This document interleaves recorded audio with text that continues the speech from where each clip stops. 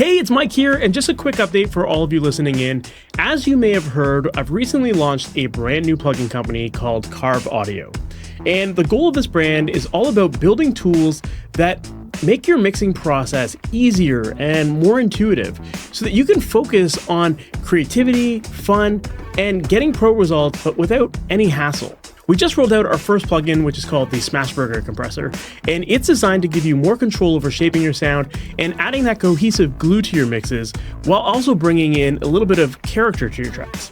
Basically, it takes inspiration from many of my favorite compressors, but with enhanced features and added controls to easily give your tracks more punch, polish, and flavor. And we've got some exciting plugins coming very soon, so if you want to be the first to know what's next, make sure to hop on over to carveaudio.com and join our mailing list. Thanks for listening and happy mixing.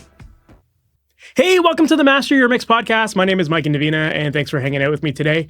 Today, my guest is Duncan Ferguson, and if you're not familiar with him, he is a mastering engineer based out of Nashville. He runs a studio called the Voltage Exchange, and in today's episode, we dive into a lot about the topic of investing in the future of audio. And pretty much right from the top of the episode, Duncan talks about getting into things like Atmos mixing, or getting into vinyl cutting, which doesn't seem new on the surface, but Duncan is actually working on some really cool new technology. He's not the one that made it, but he's one of the early testers of this new technology that is creating a modern way of cutting vinyl instead of using old machines. Because in the vinyl world, a lot of the machines used for this stuff are really old machines, and they become super expensive and very hard to get. And Duncan talks about that in this episode.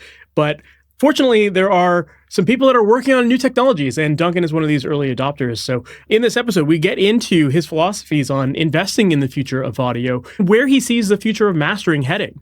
And so we dive into a lot about that. We also get into his process as well. And when it comes to the process, we dive a lot into the decision-making element of it in terms of when he decides to work digital versus analog, or when he chooses to use solid state gear versus tube gear, and some of the differences that he hears. And then we talk about how he preps his mastering sessions in Isotope's RX software rather than using Wavelab, which is his DAW that he uses. So this is a great episode if you're the type of person who's thinking ahead when it comes to audio, and you're trying to figure out where do you want to go with your services? What services or what skills do you want to have to present to your clients in your studio? Or what technologies do you want to embrace? There's a lot that comes out of this episode that I think is really positive and that is really inspiring for the future. So with that said, let's just jump right into it. Duncan Ferguson, thank you so much for being on the Master Your Mix podcast. How's it going today, man? It's great. It's a rainy morning here in Nashville, so it's nice to be inside talking to you. Same here, just outside of Toronto. So yeah, it's rainy everywhere, I guess. Well, first off, thanks for being on. And for people who might not be familiar with you, can you give us a little background on who you are, what you do, and ultimately how you got into everything you're working on these days? I am Duncan Ferguson. I run a mastering studio here in East Nashville called the Voltage Exchange. I am full-time mastering. I'm also a disc cutter too, but that's kind of all wrapped under the guise of mastering. We're adding on a immersive audio thing this year as well with that. So the idea is that I'm a mastering house that is full service is what we're pushing for. So that's what I do currently. My background, I have a undergraduate. I went to a tiny liberal arts college in the middle of Michigan that nobody will know where it is and what it's. And I studied sound technology and music, as well as doubled with a music degree there. And I went on from there to McGill University and got a master's degree in sound recording from McGill, and then came to Nashville. My goal has always been to be full-time in mastering. I had a stint right when I got to Nashville where I did a fair amount of live sound, but it was under the guise of critical listening, where I was a PA tuner and what they would call a system tech, where I traveled around with a large line array PA systems, hung them in arenas, and then tuned them, and also did some install tuning as well. But that was the focus, and it sort of is like the mastering version of live sound. So it's just about to say that. Yeah, it's sort of all, even though they're completely different disciplines in some aspects, it's actually kind of the same thing. So it was always, everything in my life has kind of revolved around critical listening, and that's just been a passion of mine, and that's what has kept me pushing to do what I do. That's awesome, man. So Yeah. why specifically mastering? Like, I feel like most people I talk to on this podcast, they tend to get into it because they're a musician themselves and, they're fascinated with recording themselves and they get into like the recording or mixing side of things. Why mastering? I did it all backwards. From the get-go, I got into music and really enjoyed the engineering side, and I play instruments, in my free time, but it was always pushing towards the engineer side. I was always interested in that. And everything that I was kind of pushing for in my undergraduate was just like, I just really want to be something involving sound engineering. And there was a critical moment in my undergraduate where like I was in the studio late at night. I ran a little recording studio on the campus. And I don't know if it was like, you know how college students, you're really tired all the time. And I closed my eyes and I don't know, I was able to like just completely relax. And all of a sudden my brain kind of let go of the acoustic space I was in and latched on to the acoustic space of the recording. It was a really well recorded material. And I was able to like, I had the accidental thing of tricking my brain of leaving, entering kind of a virtual reality. And that was what got me hooked on like, oh wow, there's so much more to stereo than I really know, and that's kind of what then sort of led my journey onto like mastering and being, sort of curating recordings and understanding kind of the mechanics of them. So it was like that moment in my undergraduate that was like the trigger, and it kind of like defined my life from there on out. So that's amazing, man. Yeah. So in school, were you learning about mastering, or was it kind of like more like a general engineering program? Basically, the school was a really small liberal arts school in Michigan. It's called Alma College, and they had a small music department, and they had a recording studio, and they had a very small like student body was really small, and kind of every 4 years, somebody would come in and be interested, and they would just give them the keys to this recording studio and say, hey, you're in charge of the recording services on campus, or sort of all of that. So I was actually sort of able to design what they call a POE, at that school was a position of emphasis where it was like a double major, and I was able to create my own sort of major and kind of tie some physics classes together with then independent studies. And so I got my degree from there was actually sound technology and music combination. So what actually ended up happening is I ran all the recording studios, or I ran all the recording services on campus, and I was the only person really interested in it. So they had like a mic locker, this little production suite, and then as all schools do, they have an auditorium, orchestra, all of the stuff that goes on in a music department. And I was kind of the person that's like, anybody needed recording, I just was available. And I really sort of learned from the ground up from classical roots, sort of studying on my own. And then all of a sudden, like I had all these recordings and they needed to be mastered. And it was like, wow, this is sort of like necessity is the mother of all invention. I was like, well, what's mastering? And then I really dived into that subject of like, because I had to do it. I had to do it. I couldn't afford to pay somebody to do it. So, and that really piqued my interest. I'm like, oh, I'm way more interested on the critical listening side than producing or I enjoyed mixing. Mixing's really fun, but my brain seemed to really connect to the mechanics of mastering. And it really, I also have I really enjoy music history. I enjoy the idea of, I think in a former life I was a librarian, the holder of the catalog. I really enjoy record collecting, all of those, so there's a library science piece to mastering that sort of ties into my brain as well. So it started checking more boxes than like tracking or mixing or producing or all of those other. It just naturally started checking. Mastering started checking all those boxes for me as I got deeper. That's amazing. Into it. So yeah.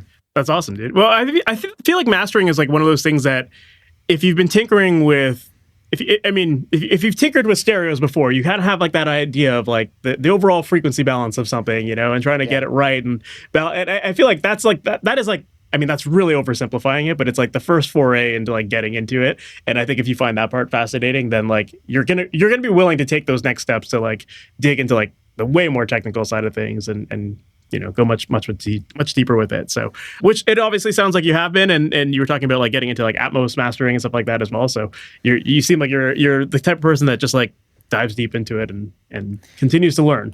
I mean, some of what I wanted to touch on here was the future of it. And I'm all like my master's degree. We touched on a lot of like research when I was there, research that was going on at McGill, which was the early stages of immersive audio. And I am a big proponent of keeping technology moving forward and progression. And so I think there's a lot of I think there's a lot of conversation that needs to be had about like what is the future of mastering on its own? How is it evolving? I think that's not being touched on enough, so.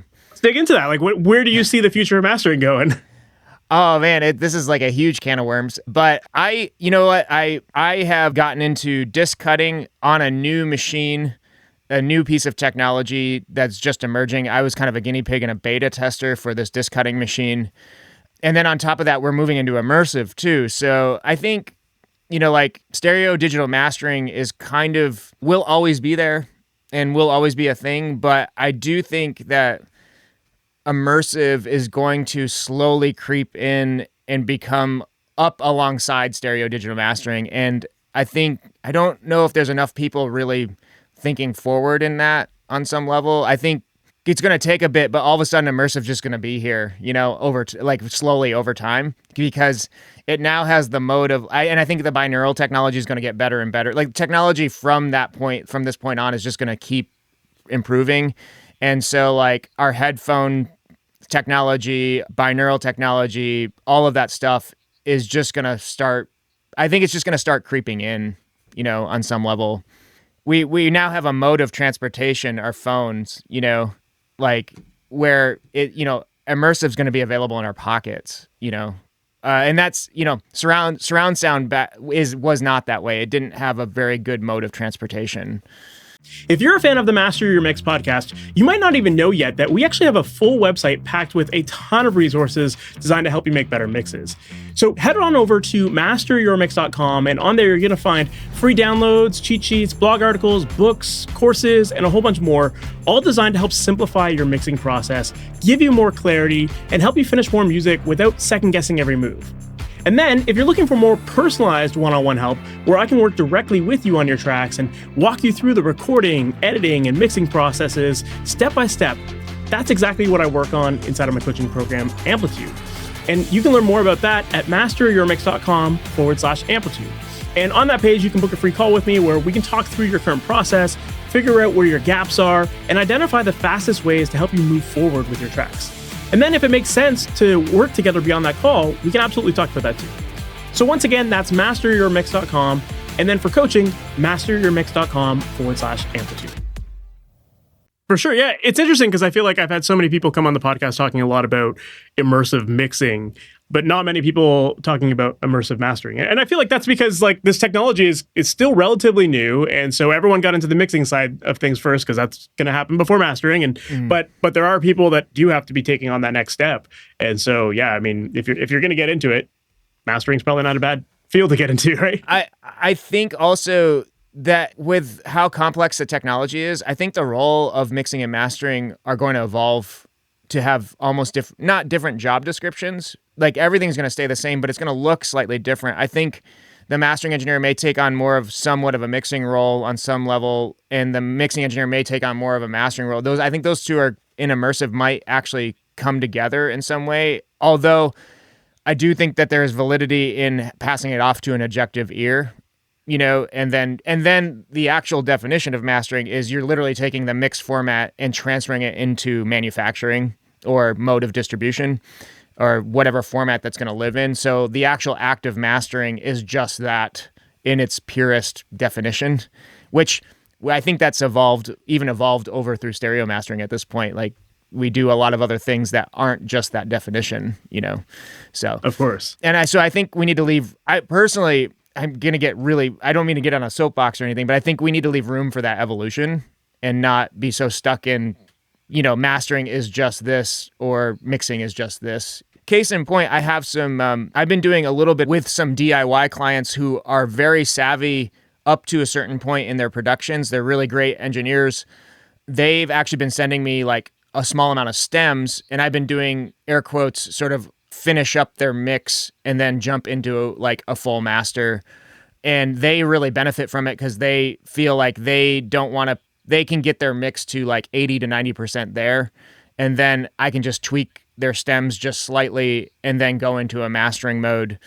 And so that really crosses some gray lines of like, is that stem mastering? Is it mixing? And then I'm doing a separate process of mastering, but I'm the same person, like, does that break all the rules, that everybody talks about? Like, but the end result is the client says, I got, my product is this much better because of that. And it's really just focusing on the product and what the product needs, on some level, as opposed to the headache of they need to find another mix engineer and they already did most of the work anyways, and they're happy, all that sort of thing. So I do think really looking at like what the product needs as opposed to like our defined roles, and then it can be really helpful on some level.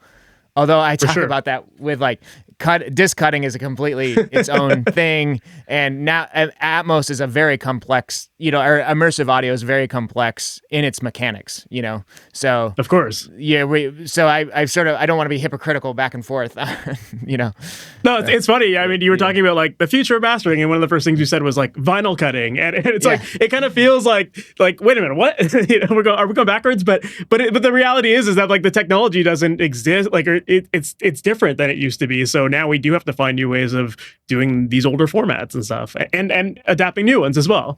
I mean, just a brief overview of the vinyl industry right now is any disc cutter who's cutting is cutting on a machine that's older than 1980, most likely, or early 80s if it's a newer Neumann machine.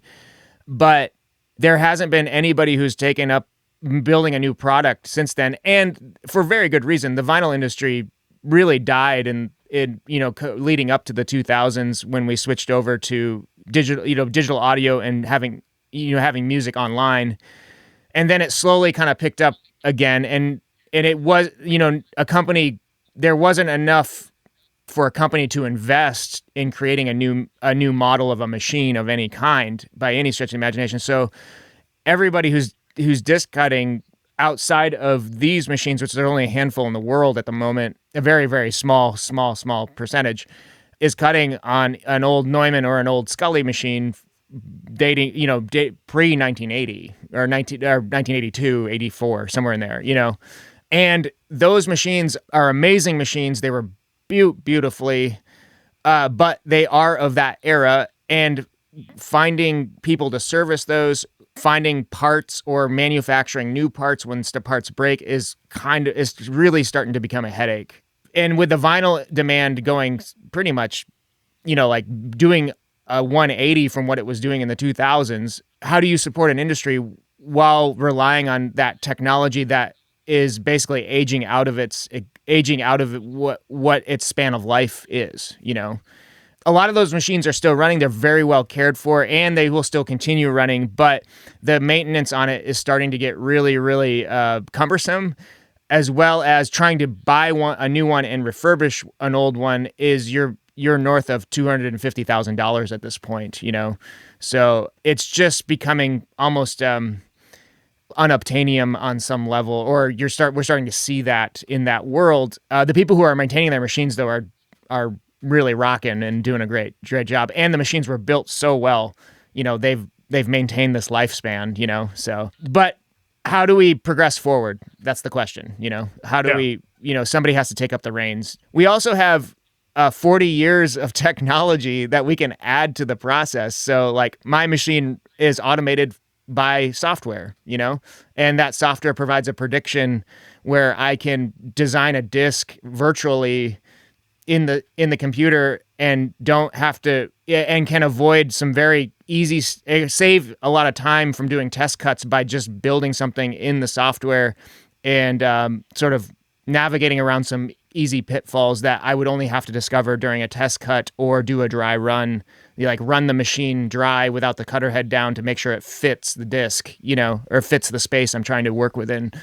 I can do that all in the software, and I don't have to, so that we can rely on new technology Also the machine is very much smaller. We have Class D cutting amps that fit inside the machine as opposed to these giant cutting amps that are on the old machines. Like, anyways, why not use technology to our advantage and of course, progress the medium, on some level. Yeah, it makes you wonder like why that hadn't come out earlier, but I guess it just was the marketplace at that time. So yeah, now that it's picking up again, it makes sense that there's like, it's all economics. It's not anybody deciding anything. It's just like the evolution of like the industry.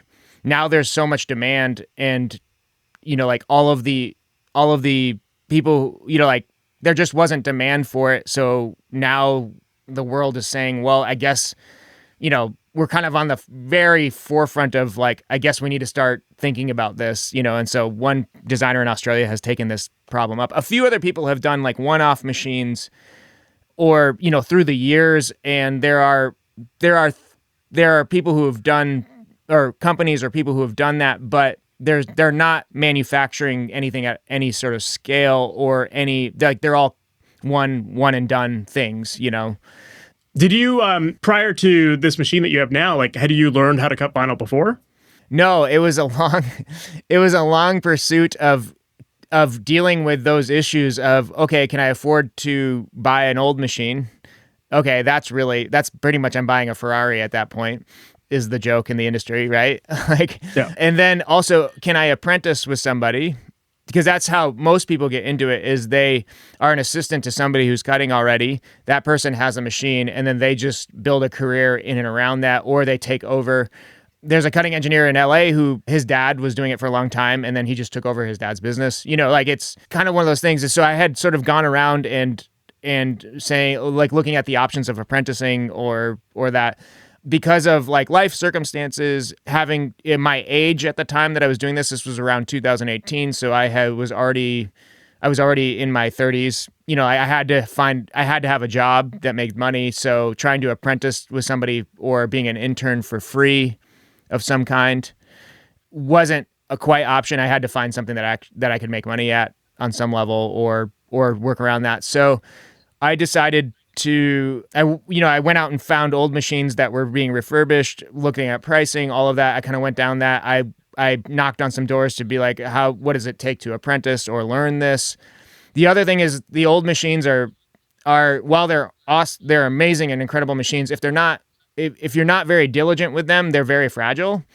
And some parts are really hard to replace. And then also, if they are replaceable or you're able to find parts for them, they're insanely expensive. So especially cutter heads at this point, the head that actually, the apparatus that actually cuts the groove is very fragile, can be very fragile. Like old Neumann cutter heads are going for $20,000 at this point. If you can find them at this point, it's very hard to find them. So they're just not making new ones, and there's very few people in the whole world that are actually servicing the old ones. So, because they're just very, very complex, and it's just really old technology. So, for sure, it's like if you're gonna buy an analog console, you have to pretty much know the tech side of it, because there's always the maintenance that goes along with it, right? So if you want that specific machine for what it does, then you're gonna have to just pay the price to get in the game, right? I kind of think of it as like people who are keeping those old World War II aircraft going. It's like there's a lot of those craft that still exist and they're still flying, but there has been a ton of care to try and keep them going. And it's almost like this whole niche world that you have to basically commit your life to managing it, on some, or a large portion of your life, so. For sure. So aside from the improvements in the technology of the machines themselves and the affordability of it at all, do you feel like this new technology is enhancing the quality of the vinyl that you're cutting? Is it changing anything there? The vinyl record is kind of set in stone on what it actually is, and there's a cap on what we can actually do with the technology.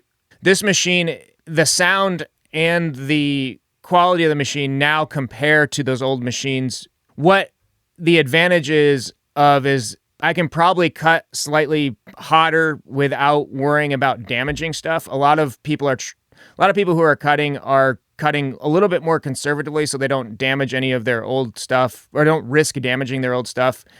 We don't have to worry about that, so we can cut at disc levels that are slightly more elevated than what people have done in the previous decade this year, sort of back to the disc levels of what we were seeing in the 70s and 80s. Not that that's necessarily, there's a whole lot of, I don't want to like people to like start commenting on that. There's some of the elevated disc levels in the 70s and 80s were almost, like our loudness wars in the digital world. There was a loudness war in the vinyl at that time as well. So cutting at those elevated levels actually don't produce a better product on some level. But where I'm able to cut in a way where I'm not insecure, I don't have to like add something to the product on my own insecurity of breaking my equipment. And then the efficiency of space on a disc is really where the software really comes in huge, is I'm able to optimize the disk space in a much more elegant way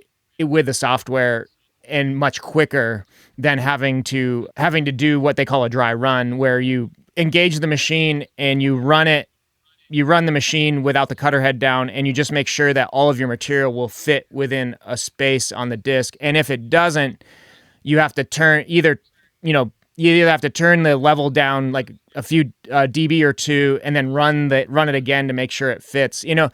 A lot of really seasoned disc cutters can kind of they can look at something and say, oh, that'll fit or that won't. But in cases where you're on the edge of 20 minutes or more, or 19 minutes, all depends on program, you have to start really figuring out exactly like how much space you're taking up. If we're just talking about general pop music in this day and age, so. Sure. Yeah. So like there's a lot of advantages to adding to the technology that can make it on the user side more efficient and optimize the disk space, as well as I don't have to cut as conservatively. So I can actually probably get a little more lush information into the grooves as well. So, but it's still a technology and process, and those old machines were built extremely well. And it's been quite an uphill journey to get the machine to be comparable and then run alongside them, have a product that's like where people can't tell the difference, essentially. For sure. No, that makes a lot of sense. Yeah, I mean, I've definitely messed around with some of those other lathes that they're not nearly to the standard of like the Neumanns and stuff like that. And they're difficult. They're tricky to use. The quality isn't never as good. So yeah, I can see how it would have been like an uphill battle to get to the point where the machine that you have now exists. And just to say, I'm kind of like, I was along for the ride of like, I was the guinea pig and the sort of the beta tester. I have serial number 3 of this machine. This was the brainchild of a man named James Silito and Silito Audio Technology, based out of Perth, Australia. I just have to give full credit to him. And anyways, it was a 2 years of swapping out parts and pieces and getting it to do. And I only went into full production truly at the beginning of last year, and cutting for a plant here in Nashville, as well as cutting for a lot of the stuff that I master. So very cool.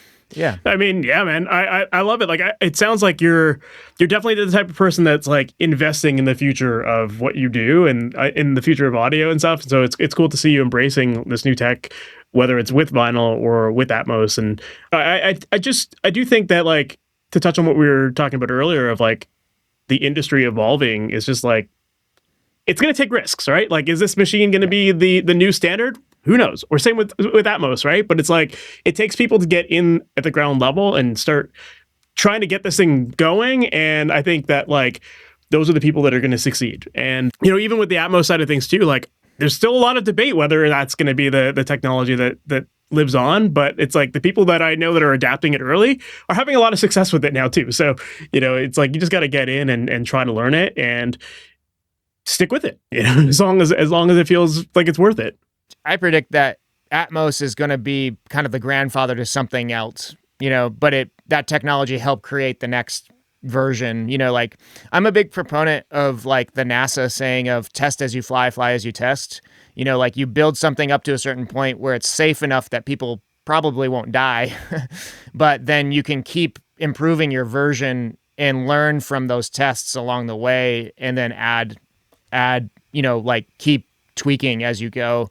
Because there's no way to, like, if we had waited to push this machine out until it was perfect, it still wouldn't be out at the moment. Like you'd just be twiddling you wouldn't make any progress, For sure. Like there were some things that he had to, James had to do we're on Cutterhead version technically number 4, but we're on version of the actual number on it's number 3. But there are some things that we had to do in the field or that he couldn't do from his workshop, that he had to get machines in the field and see how they perform, in completely different environments than his own. We tackled a number of issues in different parts of the machine over, like a 1.5 year period before I was cutting, like full on production discs, and that was a major risk on my part to take that on and wait and not have an ROI on this piece of equipment. And For sure. I was in the fortunate position that I could do that. I worked really hard to maintain that, but it was an extreme risk. And it was a risk like we may run into like like that, everybody calls it a showstopper, like there may be one thing that, that was a huge risk. So.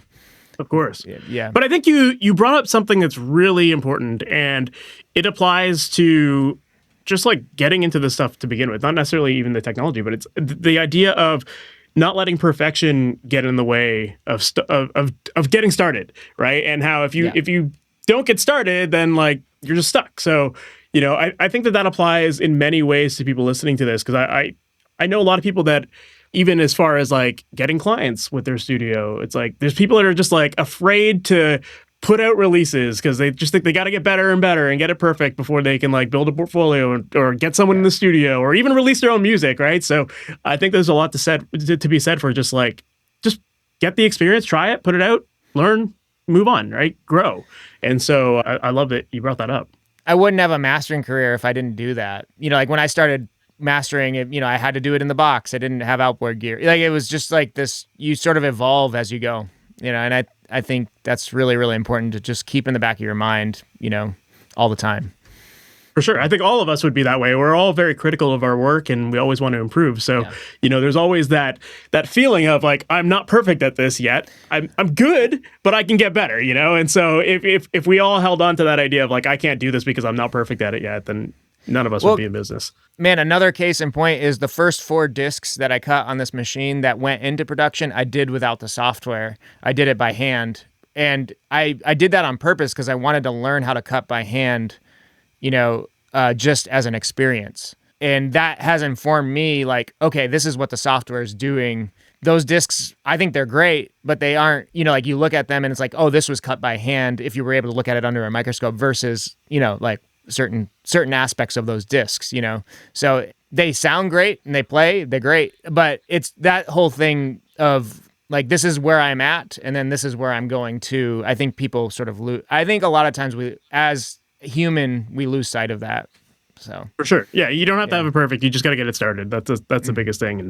And, yeah, man, I love that. And yeah, you're going to learn from your mistakes and that's part of it. That like those mistakes are the things that make you stronger and also prepare you for the future. So, there's going to be times when there's going to be times where you have to look back at like that experience of hand cutting and there's some lesson in there that is going to help you for something in the future. So, I mean, it's already helped me spot problem spots in the software, like looking at in the microscope at the grooves of like, oh, the software is doing something here. I got to really dig into that because I can see like what I would have done otherwise in the opposite, so. Anyway, for sure, man. Yeah. Very cool. Well, I'd love to shift gears a little bit and dive into some of your mastering processes. And sure. And one of the things I'm very curious to know is like, what's your mindset going into a new project? Like, where are you typically starting? What are you listening for? What's that process look like for you? I am kind of an open book. I really like the objectivity of mastering, where something comes in and I have a gut reaction to how it sounds, and then it's like, okay, how do we get this to? Where can I take this in the world of enhancing how people receive it on some level? So I've come up with because from practical sense is like, we're working on something every day and there are different projects every day. So I have to be able to clear my mind and then jump back into something that may be a completely different genre. I could be working on a heavy metal project in 1 hour and then move on to a bluegrass, thing in another hour. So I came up with a subjective way to kind of evaluate recordings where I like, it's like that whole like rhetorical subjective question of like what's the difference between like what is a good recording versus a bad recording, and then we can't even label it, like there's no such thing, it's subjective, right? So how do I navigate around that and be able to serve everything that comes across my desk? The thing that I came up with is like a 2-test. In order to be a recording that I feel good, letting out of my studio, is like this recording must pass 2 tests. And the first test is a convincing recording must be enveloping. So I must be somehow convinced by the recording in some way, shape, or form. And I must be able to there must be an element somewhere in there that I can let go of the world and dive into that recording somehow, in some way, shape, or form. And that could be anything. Like I cut a really, really kind of dirty, awesome 7-inch of a punk band the other day, and its sort of grungy nature of its sonic quality was actually really convincing for the genre. Like I was like, this is what this should be. This is great, And I was enveloped because I'm like, okay, I'm stepping into like a garage with one microphone hanging over. Yeah, I don't know. You see what I'm saying? Like that's my envelopment. So those labels could be anything to anybody. It just has to represent something with a style situation, And then the second test is the production value of the recording must support the recording's narrative. So an example, same with that punk recording that I was working on the other day, is like the production value definitely fit the genre, right? And was the narrative, was the genre, is that we're not seasoned musicians who have studied. We're just jumping into our garage and playing power chords and it feels great. That's the narrative, right? And we're singing about funny things. I don't know. You know what I mean? That to me, like the production value really supported that narrative. So with all of that in mind, it's like, how do I curate that? How do I keep that? Those 2 tests, how does that fit this recording? And then how do I keep that intact as I move through the mastering process? So for sure. Yeah. So then how do you determine when something is fixable in mastering versus when you need to go to the engineer or producer and be like, I think this could be improved to make the mastering process better? It's if any of those definitions aren't aligning quite right. And it's very, very project dependent, as you know yourself very well. But like if there's something that just isn't clicking, or at this point, our technology has gotten so adaptive that I rarely send things back a lot of the time. Also, it might just be my clientele too. I have a really talented mix engineers that I work for.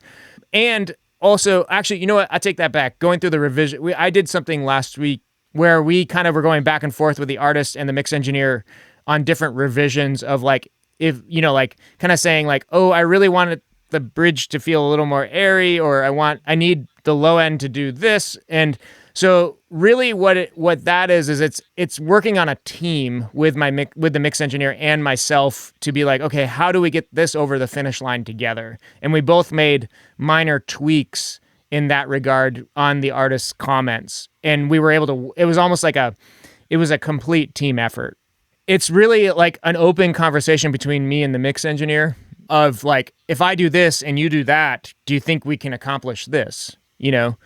Based on the revision notes that we're getting. Or it's a conversation that the mix engineer is coming to me beforehand and saying, if I do this, are you okay with it? Give this a listen.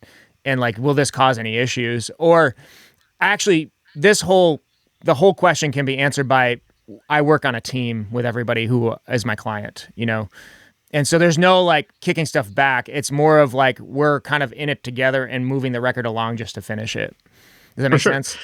Yeah, that makes a lot of sense. And I think that's important because there's a lot of people that do think that because the technology exists to just pretty much improve anything, that sometimes it's like passing the buck, right? And like someone will just kind of let things slide in mixing and hope that the mastering engineer figures it out. But then I think that it really does come down to that communication between the producer or the artist or the mastering engineer and figuring out like, well, do you want me to improve this, or what are you happy with as it is, No, I think that whole thing is like, it's kind of like a black and white ideal piece, and the world does not work in black and white. Like I'm in the trenches with the mix person, working really hard to say like, okay, how do we get this to be the best it ever can be, And sometimes that also means is like, okay, if this came in, like sometimes the mix engineer doesn't have control over some sound sources, if it came in and it still feels like it's in, like a C grade. There may be a way that he and I can work together to get it up to a B, but or we can take something from a B and turn it into an A. Sometimes that is what I consider my service to be, is like I'm looking at something and I'm saying, how can we represent this best in the world for what it is? Yeah. So then once something has passed the test of, okay, this is masterable, what does that process typically look like for you from there? Like, do you have a certain workflow that you like to follow, or certain signal chains, that kind of thing? With our advent, I've sort of have incorporated, I have two stages. I use RX. I kind of go through and audition everything in RX, the RX standalone station. And I do my first listen in there, and I take kind of like my gut reaction notes from that first listen. I also am sort of clerically listening for ticks and pops or distracting mouth noises that may sound like edits sometimes, but actually aren't. We all know that, even at the mastering stage, with how powerful our spectral editing software is now and all of that, I'm kind of going through and just listening for things that maybe are distracting or acoustical disturbances. And I actually can edit a lot of that out. Sometimes I leave stuff in especially if there's a mouth noise that's like, even though it's distracting, it actually keeps you in the natural state of with the vocalist. I'll leave all that stuff, even from the mastering side, that sort of thing. So I kind of just do like a clerical cleaning, or like just an overview of stuff in RX. I do a lot of gain staging from there. Like a lot of stuff comes in, pretty hot these days. So I'll turn stuff down if I know I'm going to be throwing it through my analog gear. I sort of just do like a full prep from the RX side. Also, a lot of times, like that's where I can really hear like what environment it was mixed in. So I kind of can take notes on that. Also, with the ability with rebalance, a lot of times there will be places where, like, if I turn the bass up a half a dB, it actually like doesn't change the mix, but it kind of get things to sit a little bit nicer. So like I would say I do this like 30% of the time or 20% of the time. There are little like minute tweaks, even like a quarter of a dB of the vocal up or vocal down, where like all of a sudden like the depth of the mix can open up, or there can be things, or even just a single word. Maybe like there's a cymbal splash over top of a word. The vocal sounds great for the whole song except for that one moment, and I'll actually go in and like lift the vocal just slightly so we can actually intelligibly hear what they're saying over top. It's all programmed, but I sort of have an RX process that just is sort of like this clerical work or prep work per se. Yeah, I like that a lot, actually, because I know a lot of other people will, let's say you're working in like Wavelab or something like that. A lot of people will chop up multiple regions within Wavelab and do clip editing and stuff like that. But it sounds like you're just doing that ahead of time so that you don't have to worry about all of the, like, those individual regions in Wavelab, and you just have your final kind of prepped file. Well, and then I from there I move it into Wave. I'm a Wavelabber myself. I move it into Wavelab, and it's kind of like that test as you fly as you test. There are occasions where like, oh, I will chop up something because I missed it in RX or, like that whole thing. But it's kind of like I'm making my future self, I'm doing the heavy lifting along the way so that it gets easier and easier as we come to a finish, that sort of thing. And then, I work through Wavelab. I have a hybrid mix process. From the RX side, I'll decide whether I'm going to throw it out of the box, do a hybrid of out of the box, in the box, or just work in the box, depending on what I'm seeing. And how do you determine that? Like, what makes something more beneficial to hit analog versus just working in the box? Like, I'm just going to be direct. If the mix engineer used a lot of limiting and clipping in their final bus processing in some way, shape, or form, the analog gear does not really give us any benefit to that sort of like squaring off of the transient. So I will work on those types of mixes more in the box, more so. There's occasional times that I'll still work out of the box with that stuff. It really depends on what I'm hearing, what it is, what's going on. If it's a single that's in that range, like if I'm not working on a whole album, that's fairly well limited and it's a single, I will work in the box. If it's a whole album that hasn't been limited, for sure, I'm probably going to work out of the box, because like what I use my console to sort of get everything into like a homogeneous environment. sort of like kind of binds, one song to the other a little bit in some subconscious, like overall manner. tonal shaping. Yeah. And I've always said that I kind of like my console when I work out of the box, like I'm not doing very surgical anything. It's more of I kind of call it like a very dynamic back EQ. Like I just sort of am doing very broad strokes that kind of like bind, like productions together from song to song. For sure. And on that note, I was going to say on that note, I watched a video of you where you were touring your studio, and when showing your desk, you had talked about how you typically have a solid state side and a tube side as well. And I thought that was really interesting to think about how to kind of segment it that way. So like I asked, how do you determine when something goes analog versus digital? How do you determine when something is solid state versus tubed?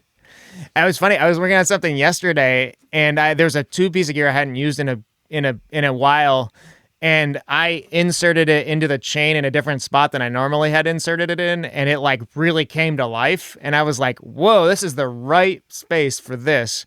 And it was actually really fun. And so with tube gear, it's really like a lot of all the tube gear that I have is very clean. It's not like in the essence tubey, but it does have some aspects of tube, like it's not heavy tube gear. It's clean. I find that with tube stuff, if something is feeling a little bit flat sounding and it doesn't have a lot of dimension to it, the tube gear can really open up like depth. Like in a recording, like if you're in a really well curated space, like we can really hear, you've experienced this, I'm sure, where you can hear like a front and a back to a recording. Like front, like we actually have depth in the recording. Yeah, you hear the depth and the three-dimensional element to it, yeah.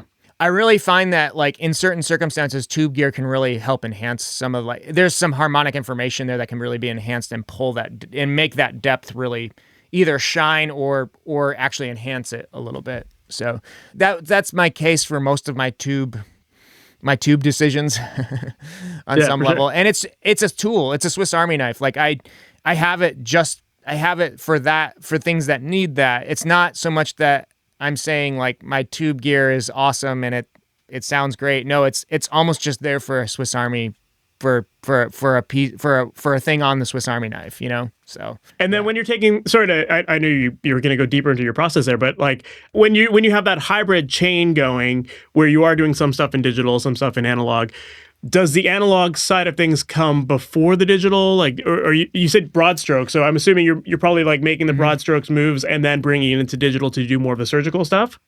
So this day and age, I end up doing the analog first and doing broad strokes really quickly. And I've found that really takes care of like 70% of what I'd be really reefing on in the box. I found that when I work out of the box, the less moves I have to make at all in the box. There's something about the console environment that just kind of glues.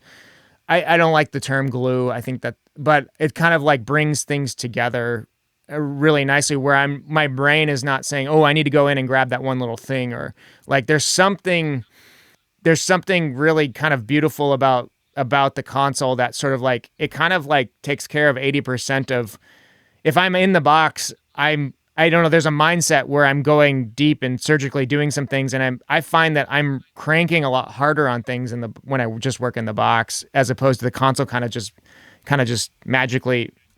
I also hate the term magical because it's not magical, but it sort of just kind of takes care of some of those things. I know what you mean. Like, I feel like it's a perspective shift. And when you're working with analog gear, you're not distracted by like fancy GUIs and like seeing the width of the cue settings and blah, blah, blah. It's just like really forcing you to listen to like the big picture of it and determine what actually matters, as opposed to like when you have everything in front of you, you're just like, oh, I got to tweak this. I can see that I can make this wider. I can make it narrower.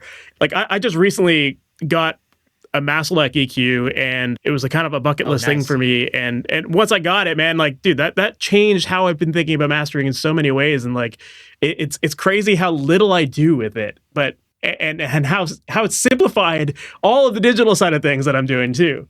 Yeah, I'm with you. That's a great EQ. I love those EQs. It's exactly that. It's like, I think exactly what you were just saying. I think like the takeaway is that it identifies what we need to focus on the most very quickly, because we actually have more limited options in analog gear than we do in plugins. So it's like I prioritize things much better subconsciously, I think, when I work out of the box. For sure. Like, this is exactly what this needs, and this is the biggest glaring thing that I can do, and then it's there and it's done, and then everything else seems like minuscule. I don't know. For sure. And then as far as like an actual like order of processing, do you typically have like a way that you like to work as far as like EQ, then compression, or other way around, or maybe not even having some of those pieces? This is kind of this is where I start becoming very opinionated in a way that actually is not opinionated. Yeah. I have the SPL DMC environment console. So I have the SPL DMC, and then I also have the SPL Hermes, which connects to the DMC, which is an insert switcher. So you can basically like set up your chains digitally and route them and by pressing a button, kind of thing. I literally can put any piece of gear in any order I want to, just like if you're working in Pro Tools, just like you can reorder plugins, you can just start switching that around. The Hermes allows me to do that, and the Hermes actually has some parallel paths that I can route stuff to on it as well, with gain staging built in. And I'm a huge proponent of, there is no one fixed chain that will ever support any random program. Like I have to let the music and the recording tell me what it needs in what order, or anything like that. I do not want to ever fall into a fixed chain mindset. And that's just me. That's me. That's who I am. That's how I believe recording should be handled. I feel like it should tell me what it needs. And if it only needs one piece of gear on my desk, it gets that. If it needs all 7 or 8, it gets that. Like it and in any order. And I play around with that a little bit. Like, just with the example that I gave, in this interview, was I inserted a piece of tube gear in a spot where I didn't normally insert it, and it really gave it a ton of life in that exact spot. And I was sort of experimenting around to be like, I'm just missing this one thing. I don't know what it is. So I just like popped it in, and I was like, that's it. Like, it was like, or that's the right direction that we need to head, And it was in a completely different part of the chain than where I normally have inserted it in the past, so. Sure. No, I think that's really cool. And I think sometimes we do get stuck in our ways, and we just stick to certain signal chains because it's just what we know, we're familiar with. And that may work like 90% of the time, but sometimes I wish there was like a randomize button that would just like randomize your plugin order or something like that, just to like see, maybe this does sound cooler in this weird situation or whatever, Also, I'm just thinking about the answer to this question is typically I do EQ before I compress to control frequency going into a compressor, but that's not always the case. So it's just it more so than not, but just in general, that's one thing that I, can think about. For sure. No, that makes a lot of sense.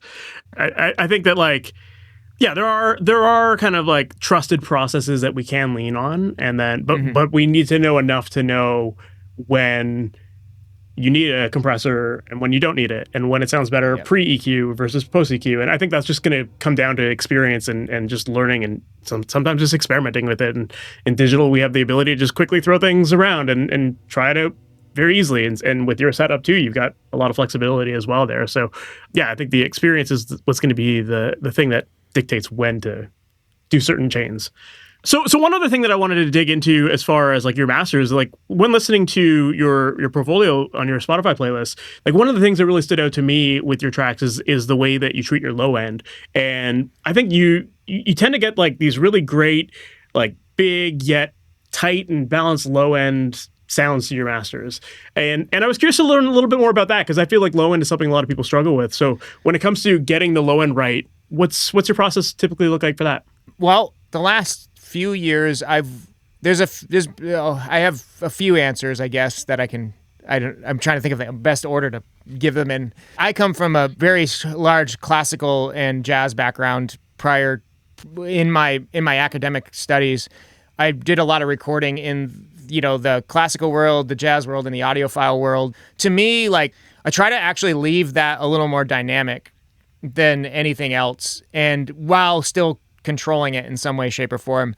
And I find that that's a lot more, for me, the way that I listen to music. The way that our speaker systems have evolved over the last, like since we've gone way more into active monitoring, we have our systems handle low end way better nowadays. I find that like that sort of the bottom octaves, they really translate better when they're not hampered or collapsed in some way, shape, or form. At the same time, they need to be clean, right? So one thing on my desk is I have a compressor, the GML 8900 compressor, which is George Massenburg's flagship compressor. I sidechain that when I'm working out of the box. So the compressor is only responding to things typically 400 hertz and above, and it's not reacting to any low end underneath that. So that's able to allow sort of like the low end to sort of stay stable and large, but not really be pumping per se where it doesn't need to, essentially. And if I need to do that, I'll do something specific to it later. That's where the kind of the philosophy starts. I've come across a few other tools like the Eventide Split EQ, which is kind of like, it wasn't ever designed to be a mastering tool, where you can separate transient information from body information. You can actually, it's actually two EQs in one, where it's like an EQ on where you can set a certain amount of milliseconds, the transient information from like 0 to 10 milliseconds or 0 to 20 milliseconds, you're EQing this. And then from 20 milliseconds onward, you're EQing this, and that in itself was a tool that was a game changer for me a few years ago, where I now have control over, I can keep transient information moving in the low end, but I can also control some of the lobiness that maybe we would consider kind of creates like over muddiness or that. So having that sort of like really finite control over that has allowed me to like really open up bottom end and keep it big and open, but at the same time have some control in frequency content as well, and really curate a recording. So like, rather than chopping off low end just to control certain things, I'm able to actually, again, this kind of goes back to my philosophy on my desk with putting anything in any order. I'm able to like really serve the recording for what exists already and kind of curate that in a way that I can actually serve the low end that already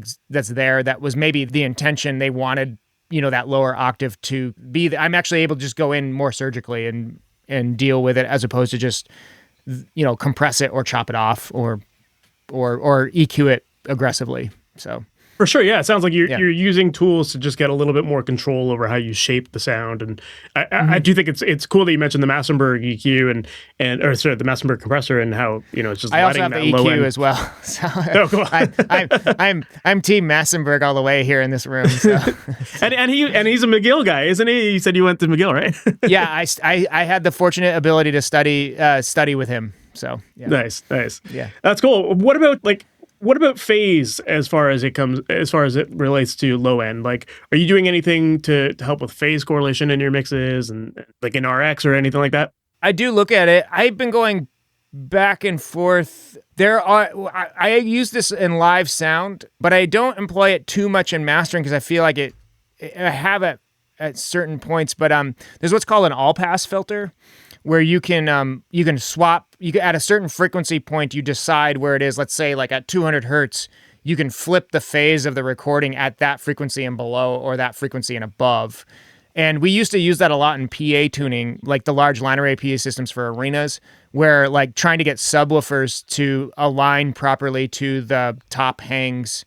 We by flipping phase in a certain direction at a certain frequency, you could have a much easier time getting the subwoofer to align rather than having to like put a whole bunch of DSP on it and process it and then have it bog in processing, essentially.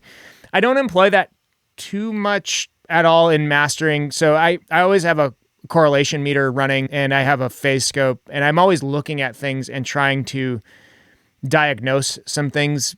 I have found the more hands-off I am with that stuff, the more I can get the mix to really do the thing that it wants to do. I try not to get too tweaky or overthinky in that world. I just made up a word. I apologize, but I know what you meant. Yeah. But that would be something that if something was egregious, I do have on the DMC too. I do have phase flips that I can employ, which I do occasionally. Like there's all this topic about absolute phase and that sort of thing. I always make sure that my equipment performs that way, but I do think we can get lost in the weeds on some of those topics where it's probably not the most priority thing that needs to happen. Fair, yes. So we do have to be careful. Me being the somewhat of a tech nerd, I have to tell myself those things a lot of times. So for sure, yeah. It's also easy to, like, when you know a lot about this stuff, to go almost too deep with it and lose sight of what actually matters. So yeah, it makes a lot of sense. In general, hands off. The more hands off I am, the more I can get the mix to really like it's like Ian Shepherd's "Do No Harm." Like it's like if I can keep it simple, stupid, I usually have way better success 99% of the time. For sure. Yeah. So then, how do you know when you've maybe gone too far when it comes to like low end? That's a good one.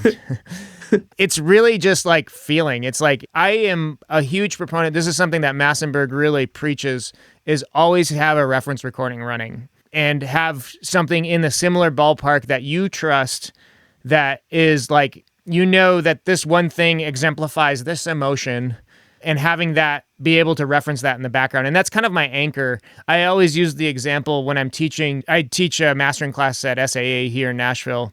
I always use this example of like the movie Inception, how you always have that token to tell if you're dreaming or if you're not dreaming. I'm starting to have students who haven't seen that movie. It's starting to get old. It's starting to get old enough, so it's not working anymore. But the reference recording is always my token to sort of get me back to reality in some way, to make sure that I don't go off the rails. And especially with low end, that actually I use reference recording the most for low end, like try to keep like, okay, where are we landing? Where are we sitting?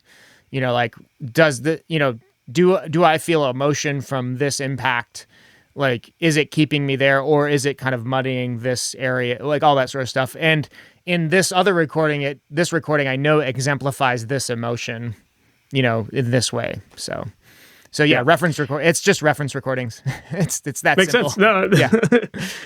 But it's something I preach all the time as well. Like I really believe in the power of references, but I think a lot of people just ignore them, or like they just don't really. They haven't used them enough to really find the value in it. But once you get into it, it's huge. Mm-hmm.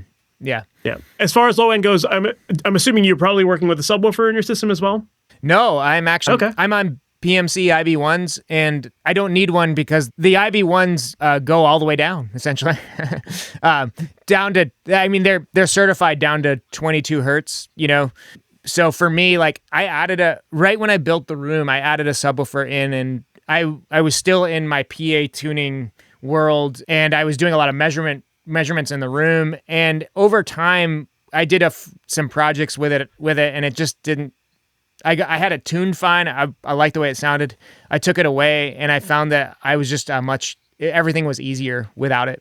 And somewhat of the speakers just have enough of it that I don't need it. So it's just choice of speaker.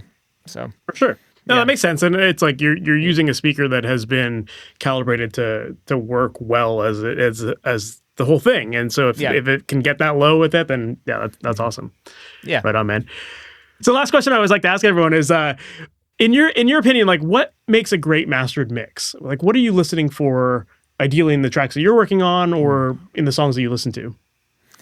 Man, I go back to those two tests that I talked about earlier. Am I convinced by it? Am I enveloped by it? Does the production value support the narrative that's being told?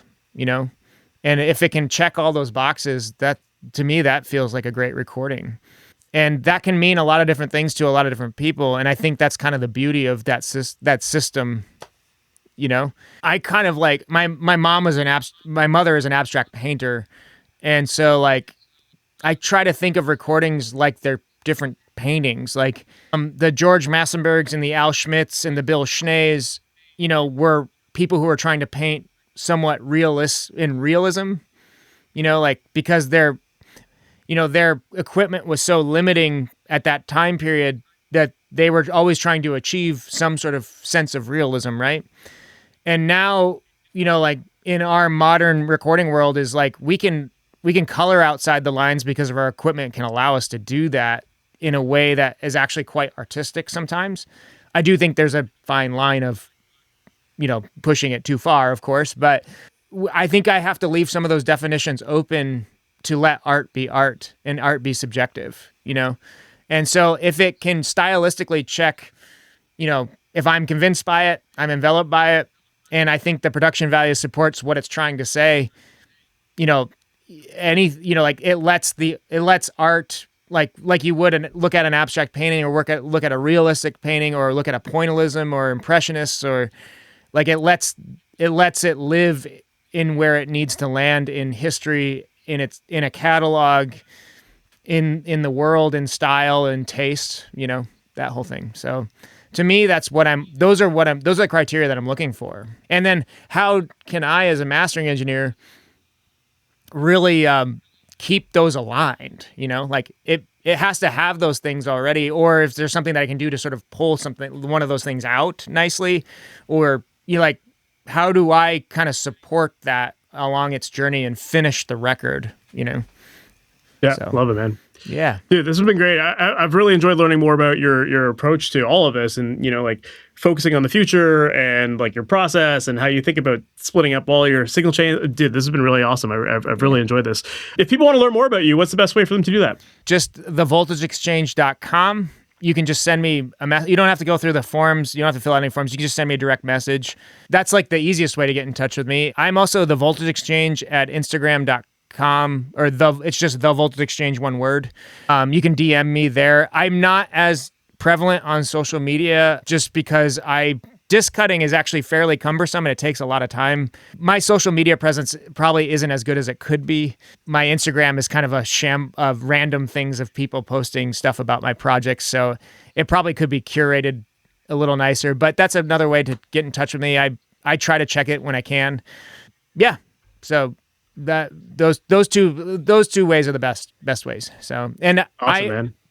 As a team effort, I always, if we sign on for a project, I always give a cell phone number, and I'm always reachable, within 24 hours. I provide that to all of my clients. I always feel that having a phone call or talking in person in some way, shape, or form is a way that you solve problems, not via email. I will email back and forth, of course, but a real conversation with real people is by far solves everything. So, yeah. For sure. I agree with that 100%, man. Dude, again, thank you for taking the time to do this. It's been awesome.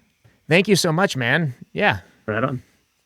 So that was my chat with Duncan Ferguson, and I thought it was great to hear his perspective on investing in the future and thinking about where audio is going to go and what mastering is going to look like in the near future and preparing for it now.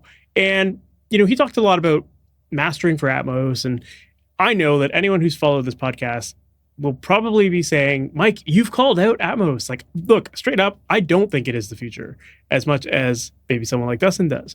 And that's cool. I think it's a very cool technology. I think what he said is actually correct, that I see it being something that spawns the next thing. And it's cool to see companies investing into this technology and, starting to implement it and getting people interested in the binaural and surround kind of way of listening to audio.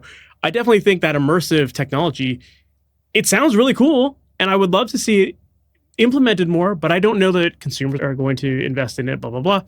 Anyway, not to go on a big rant about that, but I do think that it is still worth learning.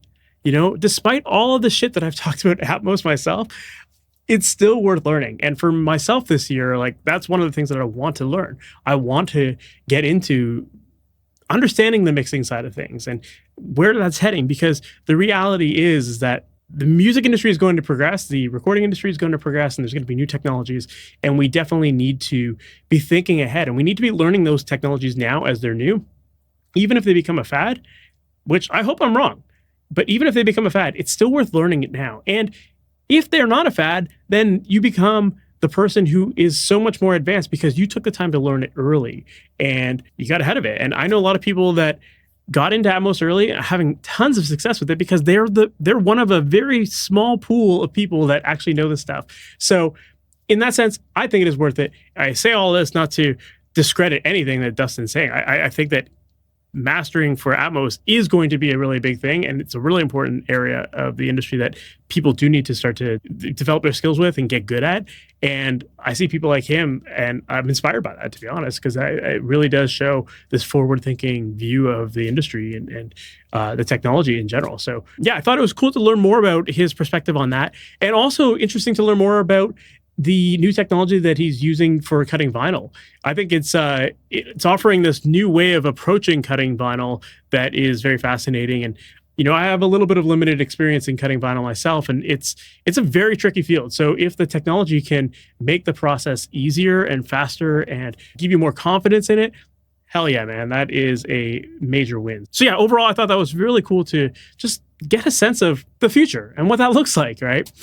So yeah, it was very cool to learn about that. And I also thought it was great to learn more about his processes as it relates to mastering, and even hearing his breakdown of how he approaches his signal chain and when he chooses one piece of gear, one type of gear versus another, and just getting a sense of his overall setup. I thought that was also really helpful, and definitely something that a lot of this will come with experience. The more you do it, the more you learn your gear and can trust your decisions a lot more. Nonetheless, it is important, and you need to understand that stuff. So yeah, just very cool to hear from Dustin today and learn more about his perspective on all that stuff. Now, with all of that said, I just talked about experience being a really important thing. And 100% you need experience if you want to be good at becoming a mixing engineer or a mastering engineer. And the more experience you get, the better you're going to get, the more practice you're going to get. But those early days of learning a skill can be very slow, and it can be very challenging if you don't know what you're listening for, what tools you're using, what workflow to follow. And for a lot of people that are just trying to learn this all on their own, it takes a lot of time to develop that. But if you want to shortcut that, that is exactly what I work with my students on inside of my coaching program, Amplitude. In that program, I'm giving you a step-by-step process to follow for recording, editing, mixing, and mastering as well, so that you know exactly what steps to take, what to be listening for, what tools to use, what order to do things in, how to make the decisions to get the sound that you hear in your head, and how to shape it differently for another song that might sound completely different. It's all about understanding the decision-making process and figuring out the workflow so that you're not guessing at what you're doing. You're not just randomly twiddling knobs or relying on presets, all that kind of stuff. So if you're interested in getting one-on-one help with your music, if you want someone that can look over your shoulder and walk you through that process to help you make sure that you're getting your songs done at the highest quality at every step of the way, and getting feedback along the way too, and helping you build templates and your workflow so that everything becomes much faster, and again, you have way more confidence. If that sounds like something you'd be interested in, make sure to check out MasterYourMix.com/amplitude. And on that page, there's a link where you can book a free call with me. I'd love to hop on a call to learn more about you and the music you're working on, see what's working for you, what's not working for you, where you're feeling stuck, and see if I can help you. If there's a way that I can, we'll talk about working together and what that would look like. If not, you'll be on your own way. I'll give you some direction as to what you should focus on, but if I don't feel like I'm the best fit for you, then I will tell you that. I only work with people who I truly believe I can help. So if you're interested in learning more and getting help and hopping on a call to learn more about what is going to push the needle forward fastest for you, again, MasterYourMix.com/amplitude, and that's where you can get all those details there. So with that said, we've reached the end of this episode. Thank you so much for sticking around, and I can't wait to chat with you in the next one. We'll talk soon. Have a good one. Thanks for listening to the Master Your Mix podcast. Please make sure to subscribe on your favorite podcast app and leave a review. If you have any questions or comments for the podcast, send an email to questions@masteryourmix.com. And for more information on how to create pro recordings from your home studio, visit MasterYourMix.com.